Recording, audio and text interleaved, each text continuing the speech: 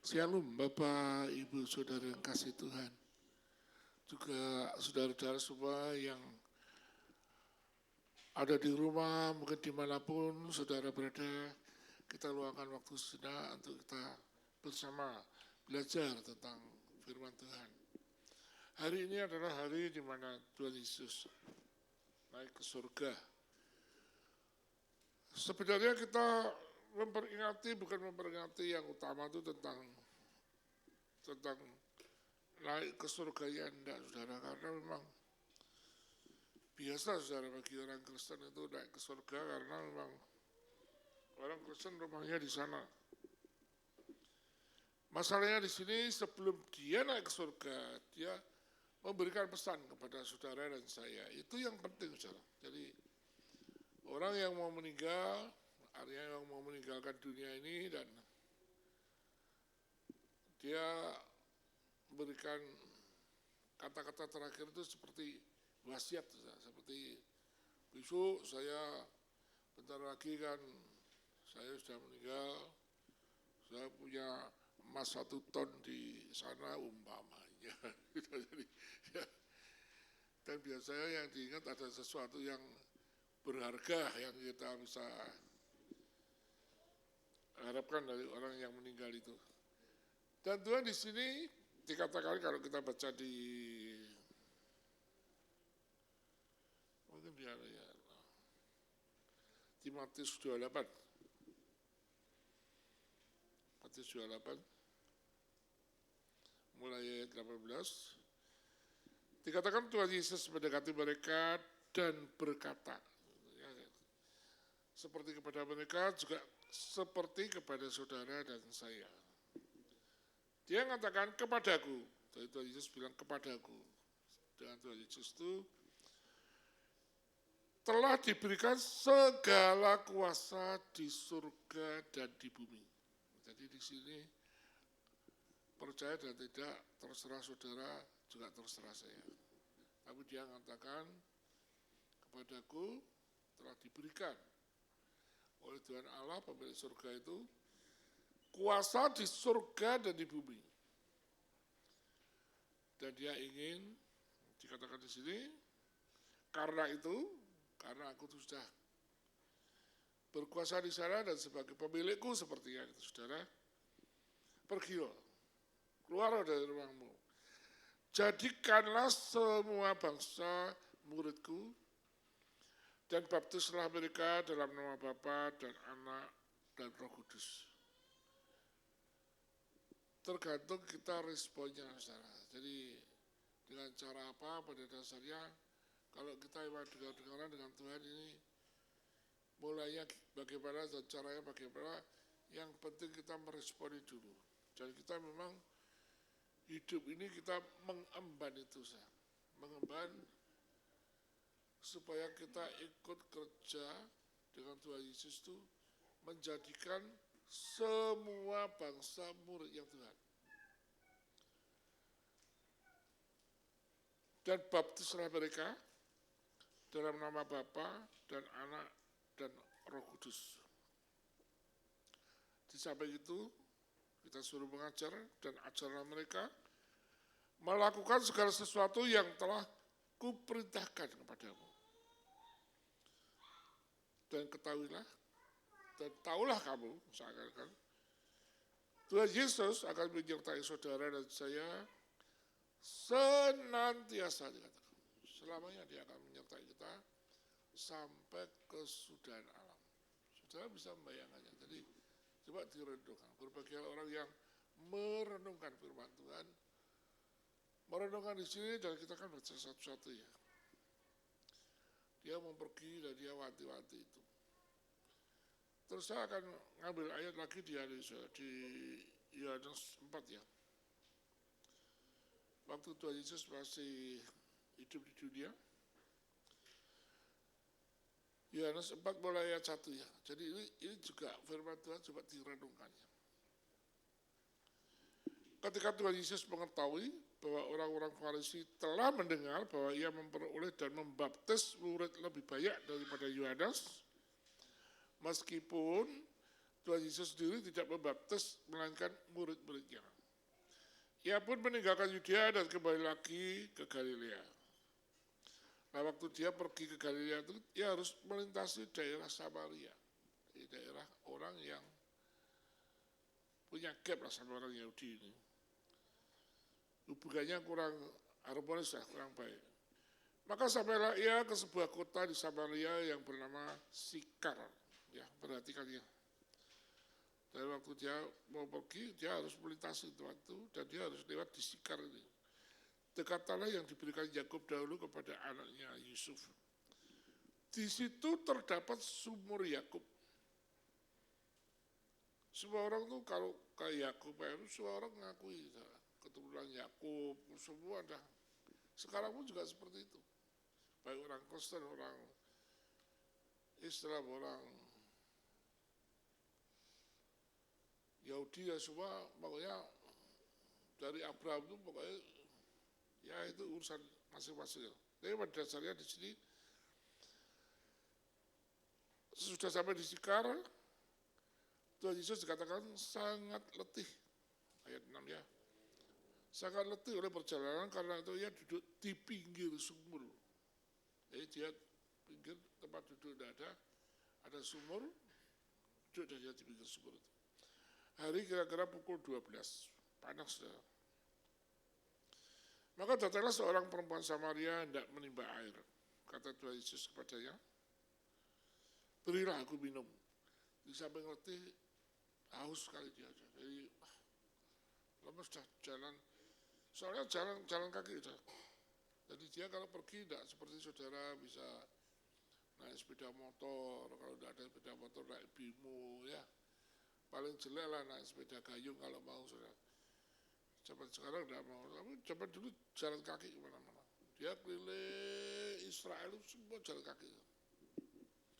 Moga ada orang yang gambarkan Tuhan Yesus itu, wah, digambarkan kakinya mulus, tidak mungkin lah. Kakinya mesti jeber besar gitu. Orang kerjanya jalan terus, tidak mungkin dia fisiknya itu kulitnya bersih sekali, tidak mungkin. Pastilah. Seperti orang yang kerjanya di jalanan, saudara bisa bayangkan. Memang ya lebih baik dari yang sekarang, mungkin sekarang soalnya banyak debu ya. Waktu dia duduk di pinggir sumur itu, terus datang seorang perempuan Samaria hendak menimba air, mau mengambil air di situ. Orang Samaria itu adalah orang Yahudi itu tidak saling nyapa. Jadi ada gap lah, kayak musuhan gitu. Tapi Tuhan Yesus kan berkata sama perempuan itu, kata Tuhan Yesus padanya, berilah aku minum. Sebab murid-muridnya telah pergi ke kota membeli makanan. Maka kata perempuan Samaria itu kepadanya, masakan. Engkau seorang Yahudi minta minum kepadaku, seorang Samaria. Seorang Yahudi itu biasanya merasa lebih suci,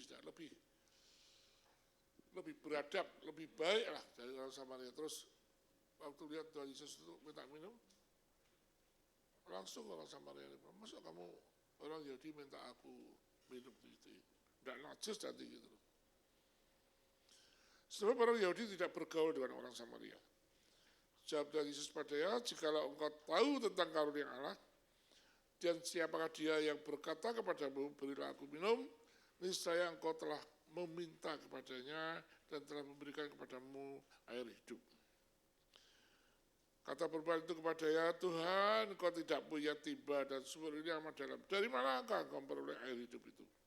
Adakah engkau lebih besar daripada bapa kami Yakub yang memberikan sumur ini kepada kami dan yang telah minum sendiri dari dalamnya, ia serta anak-anaknya dan ternaknya?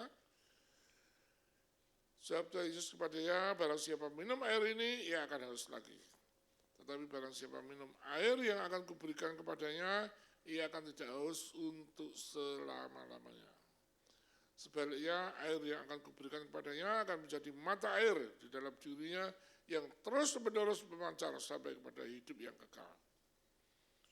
Kata perempuan itu kepadanya, Tuhan, berikanlah aku air itu supaya aku tidak haus dan tidak usah datang lagi ke sini untuk menimba air.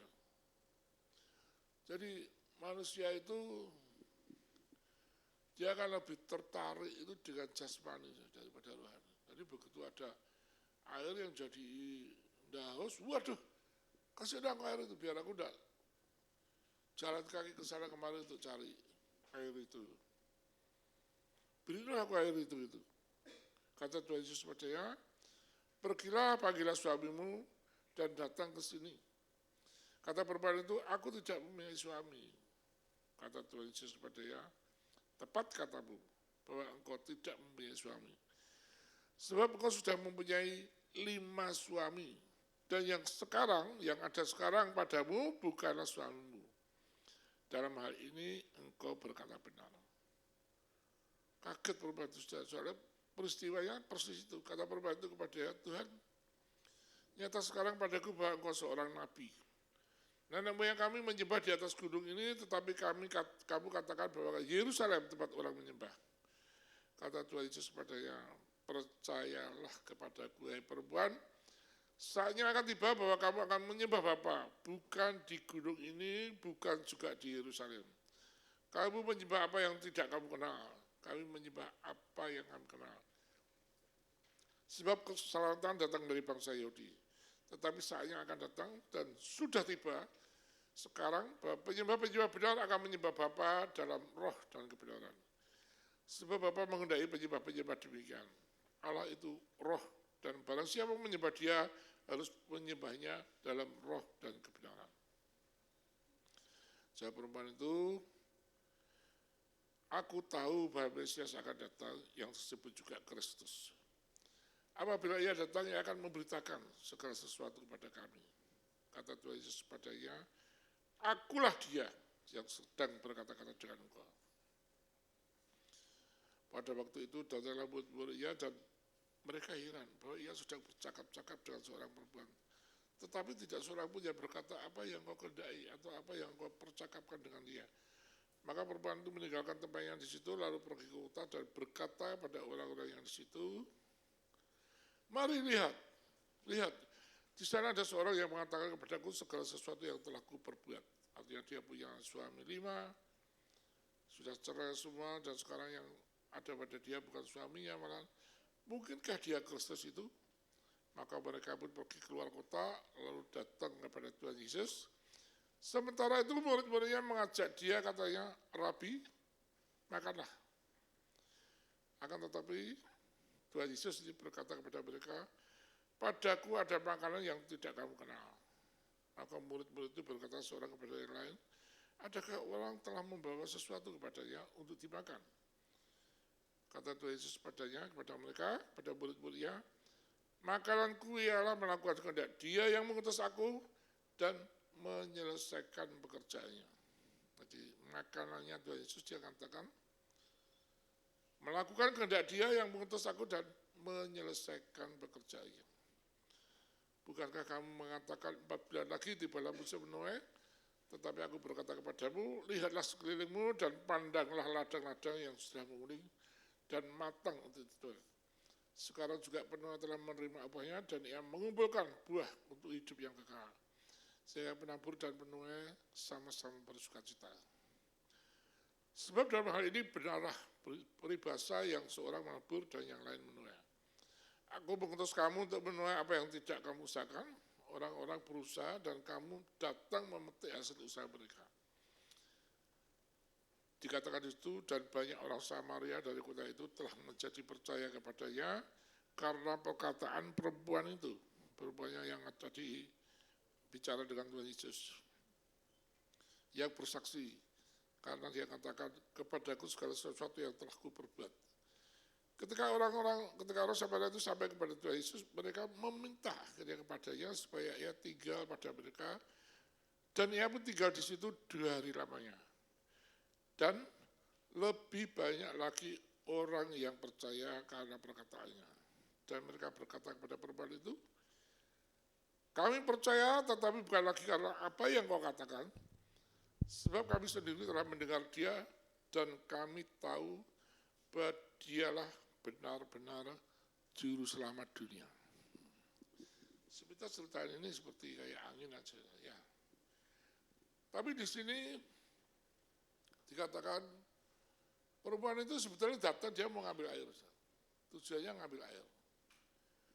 Tapi di dalam lubuk hatinya pasti dia sudah lama nih. Dia ingin datang keselamatan itu. Dan dia kalau melihatin saudara-saudara semua orang-orang yang dekat-dekat dia itu, kebanyakan mereka itu orang yang jahat-jahat sudah. Dan orang yang seakan-akan perlu diselamatkan. Jadi begitu dia tahu ketemu dengan Tuhan Yesus ini. Begitu ketemu Tuhan Yesus, dan Tuhan Yesus katakan, benar dah, memang yang sama kamu sekarang ini bukan suamimu. Istilahnya piaraanmu lah. Kamu malah sudah 5 kali kamu cerai. Dan cara yang ada padamu itu memang betul dah bukan suamimu. Itu kata-kata aib, saudara. Tapi dikatakan di sini ya, kata-kata yang bakalan ia sampaikan kepada orang banyak supaya orang banyak itu percaya. Kata-kata itu membuat aibnya dia terbuka. Kata-kata yang membuat aibnya dia terbuka, tapi demi keselamatan orang-orang itu, perempuan itu mengatakan. Pendeta belum tentu mau seperti itu. Pendeta belum tentu mau, waduh ini kalau tak beritakan gini, saya kan malu-malu ya, saya punya simpanan juga di sana, gini-gini.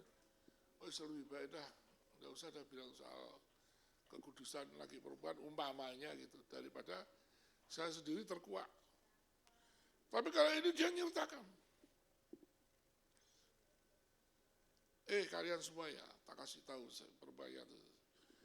Aku ketemu orang itu bisa ngerti keadaanku. Keadaannya bagaimana? Kalau aku tuh sebetulnya punya suami sudah 5. Kemudian di antara orang-orang itu malah ada yang tidak tahu. Malah, kamu tuh sebetulnya yang sekarang siapa? Yang sekarang itu betul bukan suamiku, itu suaminya orang itu. Nah, jelas saudara. Dan resiko dirajam itu. Dia tidak peduli itu karena dia ingin orang itu diajak kepada Tuhan Yesus. Tuhan pada waktu mengatakan, jadilah semua bangsa muridku. Kalau kita kembali ke sana ya. Kita sering saudara, waduh, saya bukan pendeta, itu panggilan saudara. Itu panggilan, pendeta itu panggilan. Tidak sembarang orang bisa jadi pendeta, wah malah ada orang kalau saya sini jadi pendeta, Pak Hari itu siapa? Kapan belajarnya? Teologi ya, saya tidak apa-apa saudara, saya mau dicopot jadi pendeta ya puji Tuhan, tidak masalah gitu. Jadi yang penting kalau saya lihat di sini ya, orang mau menginjil, orang mau mengasihi Tuhan, orang mau nuruti omongan Tuhan, yang ngasih Tuhan itu. Dia mengasihi dan tidak berpikir apa-apa. Cuma kebutuhannya sendiri, dia di situ tujuannya mau nyari bawa tempayan minuman, dikatakan di situ ia meninggalkan tempayannya dan pergi ke desa lagi kan. Coba bayangkan saudara, kalau kita kan tempayan itu seperti kehidupan kita lah. Ya selesai dulu lah makanan minumanku dulu ya. Nanti urusan gereja itu kan bisa nomor 2, 3, 4 dan seterusnya. Padahal Tuhan itu sudah berkali-kali ngomong. Saya tidak mengatakan kita nyepelei kerjaan dunia. Cari dulu lah kerjaan Allah ya, serta kebenarannya. Semuanya ditambahkan. Semuanya ditambahkan kepadamu. Pak Hari ngomong gitu bisa jauh, Pak Hari punya toko sudah banyak ya terserah lah. Terserah jangan, tidak kepengen ngomong berdebat-debat kayak. Utamakan Tuhan. Jadikanlah suka bangsaku, suka bangsa muridku dan ketahuilah, ada ternyata paling bawah. Aku akan menyertai kamu sampai kesudahan alam. Aku akan menyertai kamu. Aku di sini tuh pemilik surga dan bumi. Ya. Kalau saya ngajak kalimat saya, mamanya istri saya ngajak, ya dolan ke Jakarta, mama, Ya, zaman dulu uang mesti banyak sering berapa pulang ke Jakarta. Nggak mungkin karyawannya, bentar-bentar saya tak lihat tabungan saya masih berapa, ya nggak mungkin. Dia sudah ngerti. Kalau setingkat istri saya aja bisa dimengerti. Terlebih Tuhan yang kita tiap hari nyanyikan, tidak ada yang tidak mungkin, tidak ada sesuatu yang tidak mungkin baginya. Semua mungkin, semua bisa. Kenapa kita terus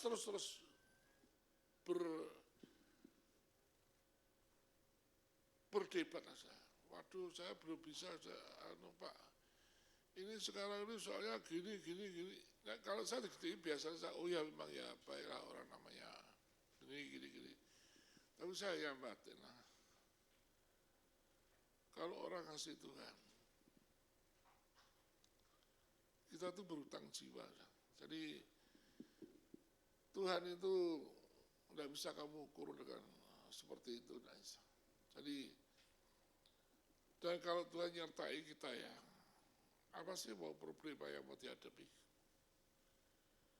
Kalau Tuhan bersama kita, dan ketahuilah, aku akan menyertai engkau. Tangkapan itu. Di sini orang perempuan ini tidak peduli. Dia datang, bawa temayan, artinya dia serumahnya mungkin nunggu airnya dia untuk cuci baju, untuk minum mungkin juga dasarnya.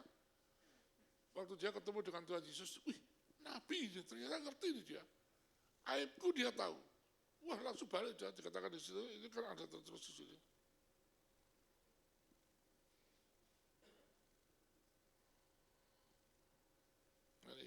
Ayat 28-nya. Maka perempuan itu meninggalkan tempayannya di situ lalu pergi ke kota dan berkata kepada orang-orang di situ. Langsung tinggalkan. Tujuan utamanya dia dan yang terpenting, air itu penting untuk kehidupan, untuk masa depannya, untuk perlu waktu macam-macam lah, untuk nyuci bajunya, untuk waktu dia tuh tinggal dia terus pergi ke orang banyak. Pergi ke orang banyak itu untungnya apa sudah? Dapat uang dia? Enggak. Dapat malu dia. Kalau dia cuma ngomong, sana ada orang Mesias ini. Omongan modal gitu. Iya. Tapi waktu perempuan itu bilang, ini ada orang yang ngerti keadaan itu. Ketemu tidak pernah. Lewat sini tidak pernah. Orang Yahudi lagi. Tiba-tiba ngerti aku. Nah, aku tuh sudah pernah punya suami sampai 5. Padahal suami yang pertama dulu kan sudah 30 tahun yang lalu, kok bisa tahu ya dia umpamanya gitu. Jadi orang lain yang tidak tahu pun jadi tahu. Waduh, ternyata perempuan ini busuk sekali. Artinya orang perempuan ini jelek sekali lah gitu. Tapi karena itu dia mau menunjukkan ini orang yang bisa dipercaya. Padahal dulu suamiku keempat itu tidak ada orang tahu. Keluarganya saja tidak ada yang tahu. Umpamanya saudara. Tapi Tuhan tahu kamu sudah 5 kali kamu bersuami. So, yang ini memang bukan. Jadi dia mengeluarkan aibnya. Kemudian lapor kalau ada kelurahan di situ. Sudah pernah nikah? Sudah berapa kali? 1 kali. Bohongin dia kemungkinan saudara. Nah, dia bilang 5 kali kan orang bingung. Orang sudah nikah 5 kali pasti dicurigai macam-macam lah. Tapi dia di situ keluarkan demi supaya orang itu percaya, mau diajak ketemu dengan Tuhan Yesus ini. Karena apa dia bisa berbuat gitu? Karena dia ngasih orang-orang itu. Dia ingin banyak orang diselamatkan. Dia ingin banyak orang itu mendengar Injil. Jadi di sini kalau kita kesempatan dan segalanya mungkin di atas perempuan itu, ya sliveran saja. Jadi karena semua bahasa muridku plus keluar sedikit, plus. Baptislah mereka plus keluar itu. Itu kan urusannya Pak Hari. Ya paling tidak urusannya Bu Hari lah. Ya paling enggak urusannya pendeta-pendeta lah, bukan urusan saya. Ya. Tuhan Yesus tidak pernah bilang gini, para pendeta-pendeta, kamu enggak. Dia bicara dengan semua orang. Dan di situ siapa yang responi. Cepat atau lambat kita akan sama-sama ketemu. Apa seorang pendeta itu pasti dipakai Tuhan dan dikatakan di sini kalau sudah lihat yang terakhir itu. Dan mereka 42, 41 ya. Dan lebih banyak lagi orang yang menjadi percaya karena perkataannya, perkataan Tuhan Yesus. Dan mereka berkata kepada perempuan itu, kami percaya, tetapi bukan lagi karena apa yang kau katakan. Sebab kami sendiri telah mendengar dia dan kami tahu bahwa dialah benar-benar juru selamat dunia. Akhirnya mengenai perempuan ini tidak dipakai, saudara. Tapi dia dicatat, saudara. Di kerajaan surga dia dicatat. Orang ini menyelamatkan orang sekampung, sekasari gitu, saudara. Ya, belum tentu pendeta bisa seperti ini, saudara. Tapi orang ini menyelamatkan orang sekampung. Orang sekampung menjadi percaya. Orang ngabarkan Injil itu banyak cara, saudara. Tidak harus jadi pendeta, ini cara yang paling gampang. Nah Tuhan nyuruh jadikanlah semua bangsa muridku, janganlah banyak alasan, saudara. Waduh saya enggak bisa yang gini-gini itu. Enggak bisa lah saya gitu. Saya gini lah. Nah bagi saya sekarang ya, sesudah COVID ini bagaimana pikiran saya itu plong sekali, saudara. Ada emas diberikan, siapa yang mau terima? Ada berlian diberikan, kalau ada yang lebih berharga dari emas, berlian dan lebih berharga berlian apa? Siapa yang mau terima ini? Gitu. Jadi orang itu sering nyepelek. Ada sesuatu yang sangat berharga, satu kesempatan yang luar biasa, yang berhadiah luar biasa, dilewatkan. Saya dengan berpikir, ya sudah.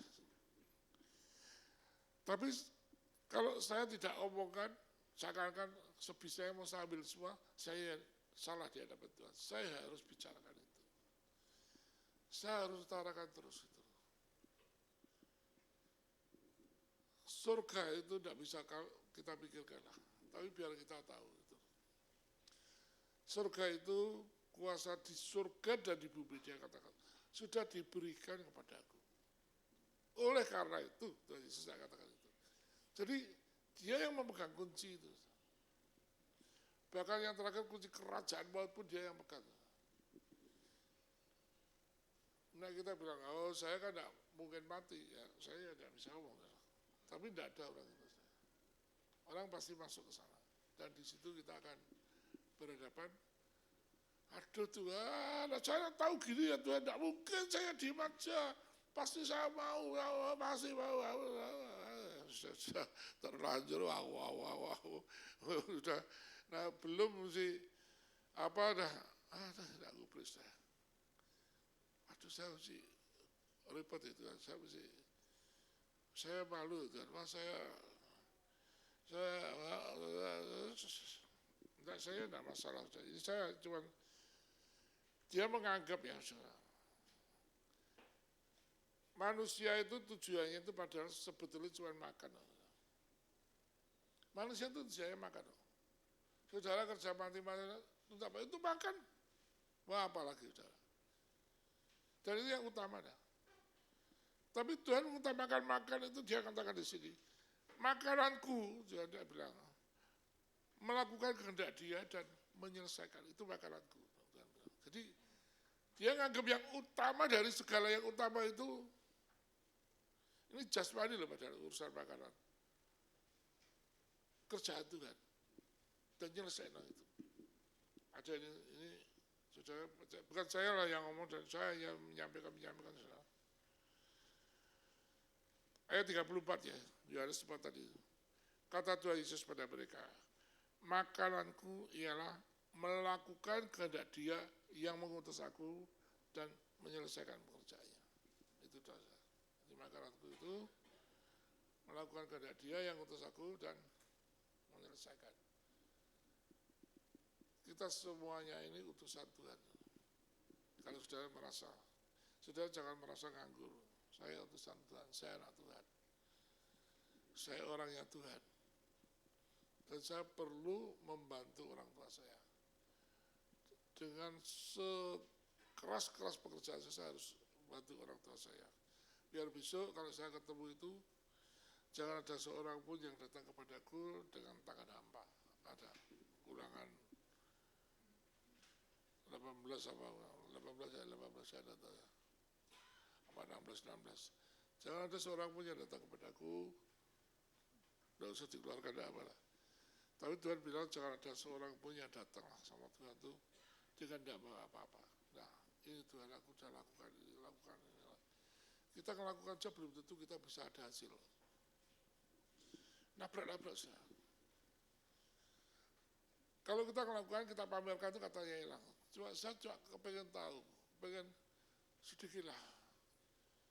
Saya dari kecil saya sudah berpikir, gimana lah saya bisa lakukan sesuatu untuk Tuhan. Padahal kalau saya kerjakan sekarang, tidak tahu itu berguna apa tidak tahu. Tapi saya pernah waktu suatu ketika ke Karangasem, di situ ada orang mimpin ujian. Saya bergereja di situ. Nah kalau pas berhadapan dia ketawa, siapa orang di sana? Terus begitu selesai dia turun, dia nyalami saya, manggil saya, terus dia bilang, saya dulu kan muridnya sekolah minggu. Waduh, senang sekali hati saya. Ya memang bukan karena saya jelas ya, karena banyak orang. Cuma di antaranya itu ada yang sampai jadi pemimpin pujian di sana. Dalam arti saya nangis, saya bersyukurlah. Saya sendiri, saya tidak ngerti kau, yang mungkin sekian yang, ya tidak ngerti lah. Kalau Tuhan bilang taburin itu, taburin lah. Jangan kenal capek. Taburin, terus tabur kebayaan itu. Kerjaan Tuhan terus lakukan. Kita tidak ngerti yang itu apa yang ini, yang tubuh atau kedua-duanya sama baik itu semua. Kita tidak ngerti. Taburin itu semua. Dan saudara harus ikut-ikut supaya ini. Karena apa? Karena kita besok sama-sama ketemu di sana. Dan biar kita ini,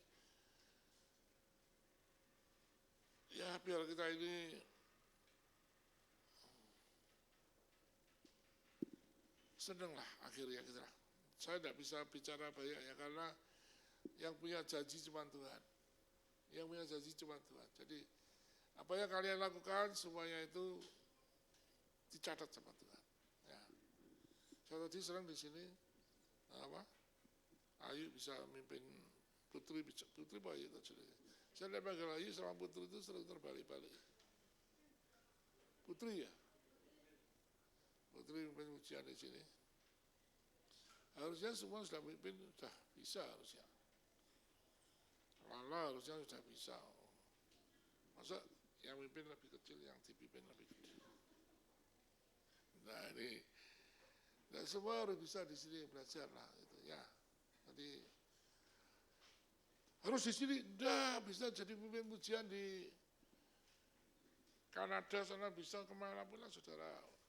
Tetap semua itu kan perlu dilatih. Musik di sini saya bebaskan untuk dilatih apa itu semuanya biar semuanya bisa terlatih gitu loh, bisa baik gitu loh, bisa dimanapun kalian tuh sudah punya bekal untuk bisa melayani Tuhan. Ya, usahakan bisa itu. Dan bertekadlah aku akan melayani Tuhan sampai akhir hidupku. Sampai akhir hidupku. Amin. Firman Tuhan sampai di sini kita akan sama-sama berdiri dan kita akan berdoa. Bapa dalam surga, ya terbatas Tuhan untuk berbicara tentang Engkau. Tapi Roh Kudus, biar Engkau tetap Tuhan berkenan mengajarkan kami, menuntun kami Tuhan, mengarahkan kami sehingga kami terus tetap Tuhan belajar kepada Tuhan sehingga hidup kami tidak sia-sia Tuhan. Engkau membuat kami sempurna Tuhan dan kami bersyukur dan biarlah semua ini juga kami berusaha untuk mengembalikan untuk Tuhan. Terima kasih Tuhan untuk semuanya ini. Kita angkat kedua tangan kita, Kau melihat Tuhan tangan-tangan kami Tuhan. Biarlah berkat-Mu mengalir atas kami Tuhan. Baik jasmani, baik rohani Tuhan. Cukupkan kami dari hari ke hari Tuhan. Dan jauhkan kami dari segala macam sakit penyakit. Apapun itu Tuhan, biarlah itu tidak masuk dalam keluarga kami Tuhan. Juga damai sejahtera daripada Tuhan. Biarlah turun atas kami semua, keluarga berkeluarga, dimanapun Tuhan kami berada. Terima kasih Bapa, terima kasih ketika yang esa. Segala puji dan hormat hanya untuk Engkau Tuhan, dari sekarang sampai selama-lamanya. Dalam nama Tuhan Yesus, kami bersyukur dan berdoa. Seluruh umat percaya sama-sama katakan, amin. Silakan duduk.